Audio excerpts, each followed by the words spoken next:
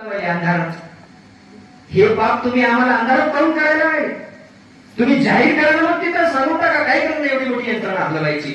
जो पक्ष सर्वात जास्त रक्कम देईल देशाला त्याच्याकडे सत्ता देऊ भाव पण जे जे आमदार केला उभा नाही ते सर्वात जास्त जे पैसे देईल ना त्याला आमदार करून व्हा मोकळे, त्याला खासदार करून व्हा मोकळे. कशाला जनतेला बेजार करायचे?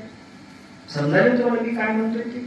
हा, तुम्हाला घ्यायचे असतील तर खुशाल घ्या. लोक काय म्हणतात, गुरुजी काढल्यानंतर तुरु एवढं जाईल, द्या ना, द्या रे 1000 तेवढं घेऊ द्या ना मला, पुन्हा 5 वर्षी इकडे येताही नाही ते. लोक म्हणतात घे खुशाल, काय हरकत नाही, पण तेवढे 1000 तर तुझं घर चालतं. बायको लेकर पोराचं शिक्षण त्याची नोकरी कर, 1000 5 वर्ष करतो. छातीवर हात टेकून सांगा बरं तुम्ही, खरंच छातीवर पुरतात तो ते. स्वाभिमानाने इष्टलिंग गळ्यात आहे आपल्या, स्वाभिमानाने आता ठरवूनच टाका यावेळेस. आता बरेच लोक देणार आहेत, असं करायचं तसं करायचं. देणारा खुशाल देईल, घेणारा खुशाल घेईल. तुम्हाला सांगतो, पण तिथे पराजय कुणाचा होईल? सांगा, पराजय कुणाचा होईल? चांगल्याचा होईल का धनदानग्याचा होईल? चांगल्याचा पराजय होईल आणि धनदानगा तिथं काय होईल? विजयी होईल. मग राहिलं का काही लोकशाहीला अर्थ? मग राहिलं का आपल्या प्रयत्नाला काही अर्थ? आपल्या प्रबोधनाला काही अर्थ?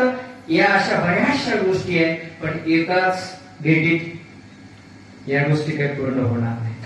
म्हणून आता तुम्ही हात वर करून सर्वांनी आश्वासन दिलेलं आहे. मंडळी, हेच आश्वासन कायम ठेवा. आणि इथं आलेले तुम्ही 100 जण आहात, पण हे 10,000पेक्षा काही कमी नाहीत, मला गॅरंटी आहे. तुमच्यातला एकानं फक्त 10 जरी मतं गोळा केली एकत्र, तर 100 गुणिले 10 किती तत्पर? एकानं जर 100 मतं गोळा केली तर किती होतात सांगा? एवढ्या माणसाने प्रामाणिकपणे काम करायचंय. आमिषाला बळी पडायचं नाही, कोणाच्या फुटाफुटीला बळी पडायचं नाही. आला तर सांगून टाका, एकानं आम्हाला आमच्या समाजातल्या सगळ्यांचा नंबर लावायचा आहे, पण अबकी बार धोंडे सर आमदार, अबकी बार धोंडे सर आमदार. ठीक आहे, आपण खूप वेळ आमच्यासाठी ताटकळत बसला. इथं ऐन वेळी परमेश्वर बंधू असतील, आमचे भीमाशंकर अण्णा असतील, सत्ता कमिटी असेल,